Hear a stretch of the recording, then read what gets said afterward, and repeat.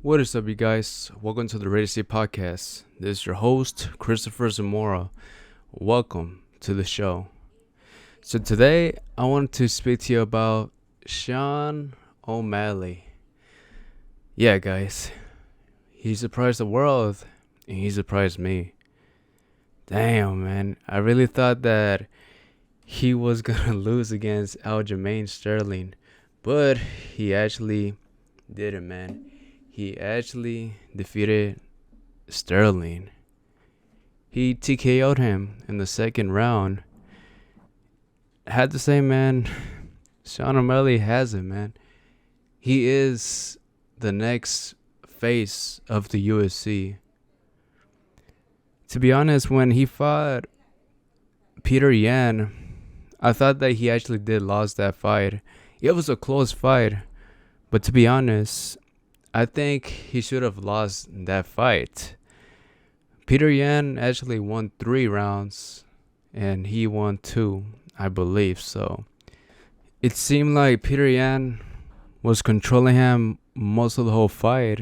Sean O Malley doesn't really have that much good groundwork. He's a very good striker. He has a good right hand, but to be honest, he was being controlled most of the whole time against Peter Yan. So that is why I believe that he should have lost that fight. And that's when I thought that, I don't think he's not ready. I don't think he's not ready for Aljamain Sterling. Because when I saw him fight against Henry Cejudo, he seemed very focused. And this guy, Sterling, he's very good on the groundwork. So that is why I believe that Sterling was going to at least submit him or was going to beat him by points. But I was wrong, man. Yeah, I was wrong. I really thought that Sean O Malley was going to lose. But damn, he surprised the world. That song that he came out on, Superstar by Lil Bit Fiasco, he did mean it, man. If you are what you say you are, a superstar, then had no fear. The crowd is here. Damn. He really meant it. He really is a star, man. That's cool for the UFC because now since Conor McGregor is probably no longer fighting, now they have their own new superstar, which is Sean O Malley. Sean O Malley. I think that's his name. Sugar, that's his nickname. Yeah, it's insane, man. It's pretty good for the UFC. Man, Conor hasn't been the same since he has last fought Dustin Poirier. His last fight was back in 2021. That's when I actually started watching the UFC for the very first time ever. Because I heard that Conor was going to fight again. And the only reason why I know about the UFC, it was because Mayweather fought against Conor McGregor. And since I really wanted Mayweather to lose against McGregor, I was interested in this fight to see what was going to happen. But it turns out that Mayweather beat him. I think he survived around round 10. Yeah. That really did suck for McGregor, but to be honest, that is basically Mayweather's last fight.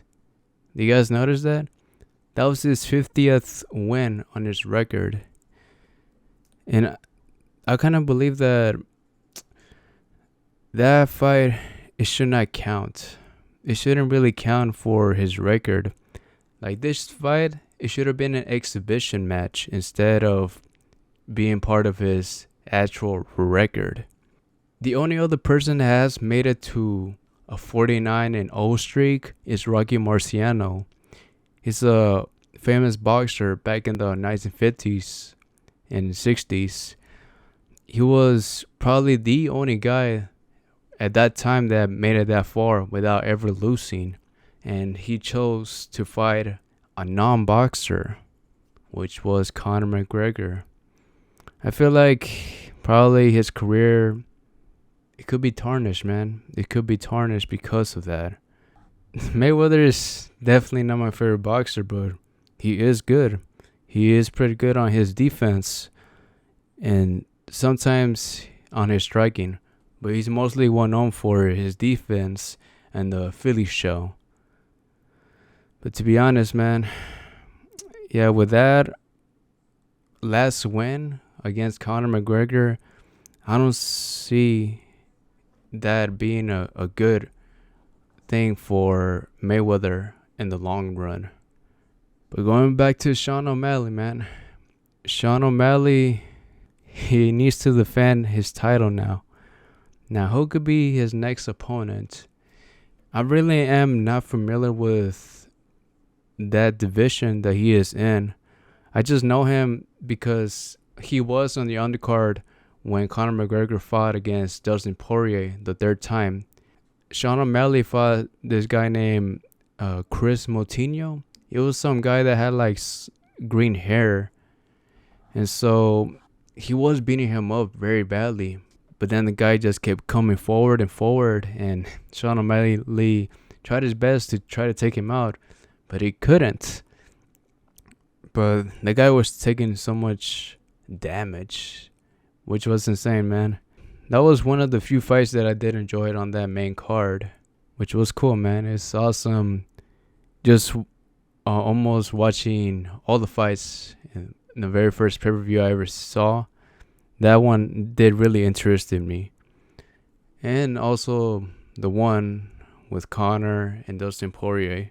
To be honest, around that time, it just seemed like Conor McGregor, he seemed like he wasn't himself anymore. He wasn't the Conor that the UFC community knows.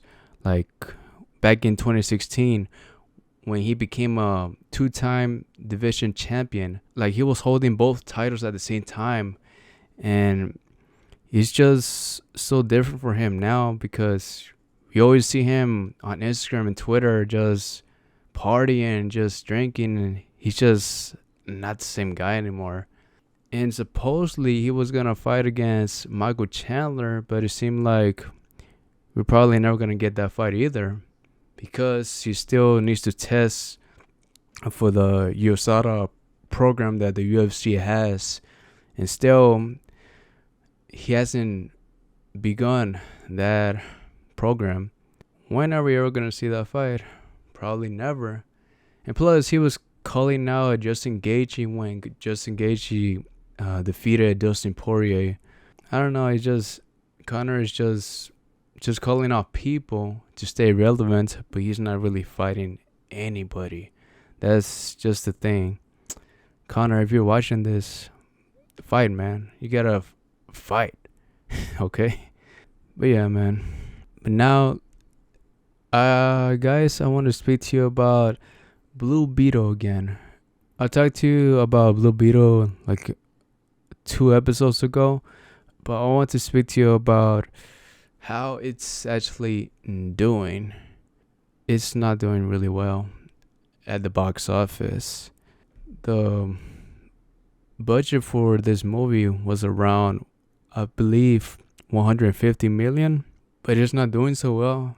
It actually got, right now, it has around $50 million that it has made worldwide. That is not good.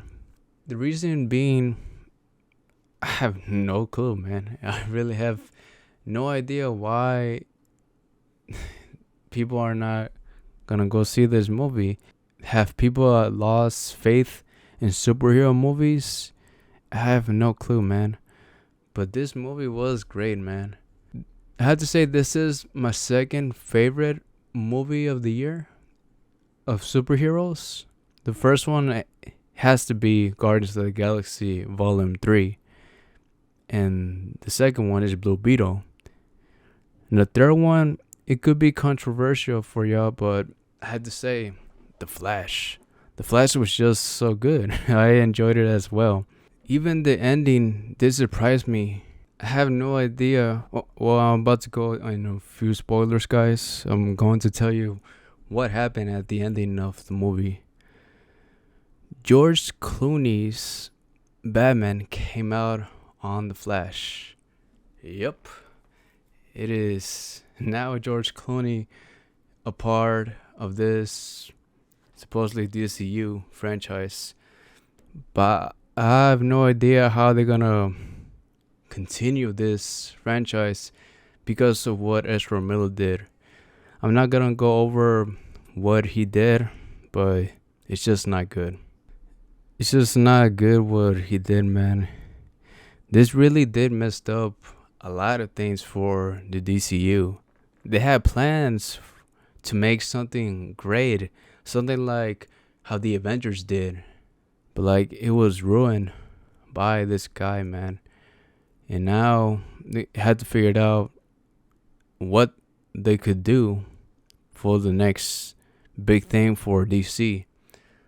Now they're working on the Superman Legacy movie. They actually did cast the he came out on this movie called Pearl. If you guys have ever seen it, it's a horror movie. It's okay. It's a okay movie. With the main guy who comes out on that movie, he is the main actor who's playing as Superman now. Oh, and also Margot Robbie, she is staying as Harley Quinn. That's a good thing that a few characters, they're not really recasting them. Like Margot Robbie, she is staying as Harley Quinn, and also Gal Gadot, she's also staying as her character Wonder Woman. So yeah, it is good that they're staying. It does suck for Henry Cavill because this guy, he gave it his all to play this character, and now that he is no longer part of it, he probably doesn't have another main hero that he can play. He had The Witcher going on as well, but he is no longer part of it too. So yeah, man, it just really does suck for Henry Cavill. It all started with the Black Adam movie. If you guys have seen that movie with The Rock, at the ending, they hinted that Henry Cavill's Superman was going to return for the franchise. But then they had to change things around.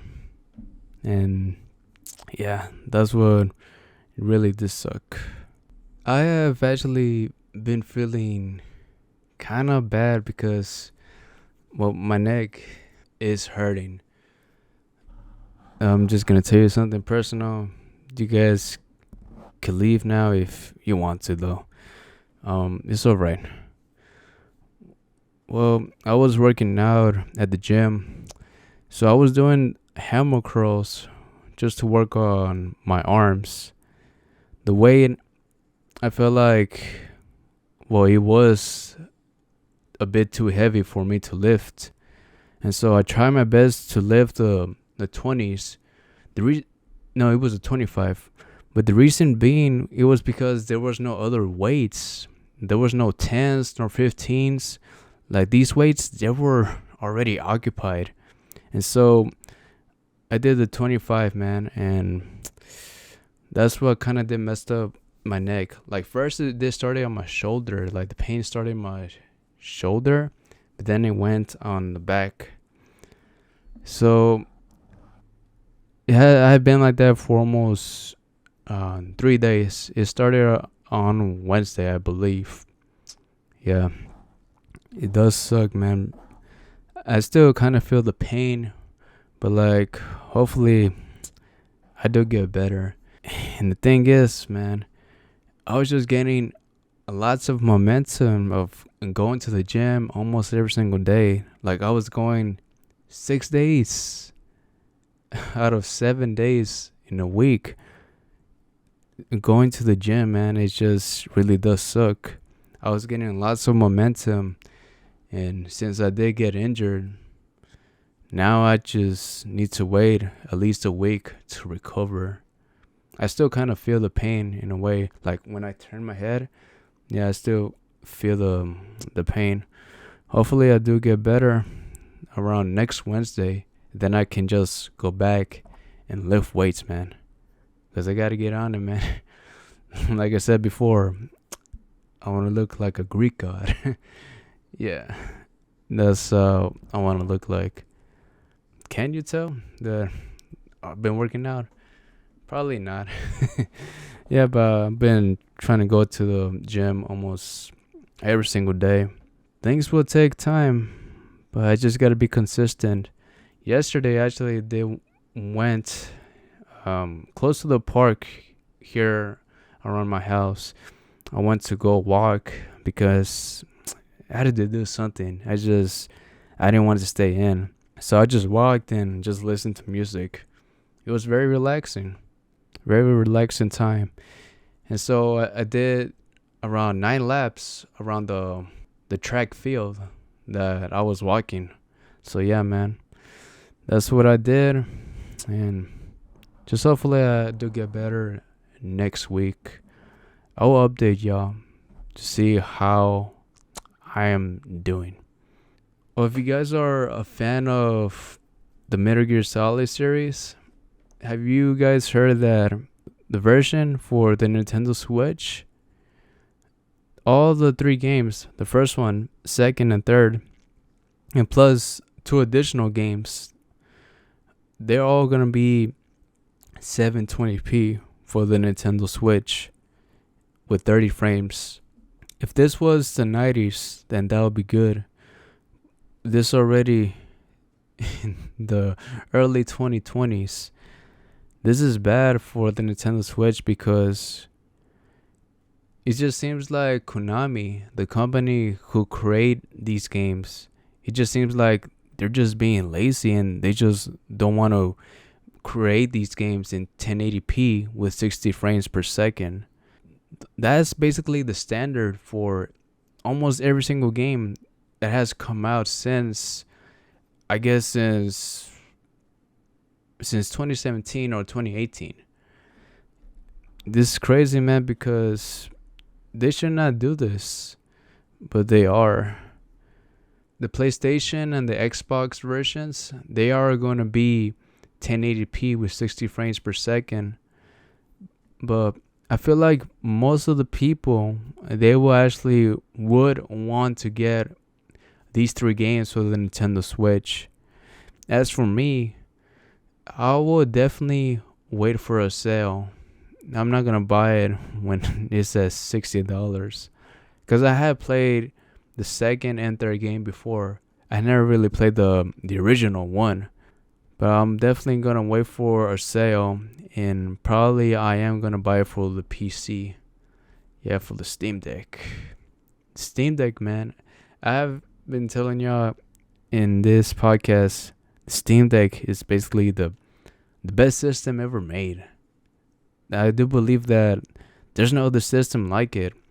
The Nintendo Switch is the closest one, but the thing is, you can only really play selected video games that they have for that system and the exclusives they have for that system as well. Like you cannot play The Last of Us on the Nintendo Switch because that will never happen. They won't ever put it on the Nintendo Switch. Why? No clue.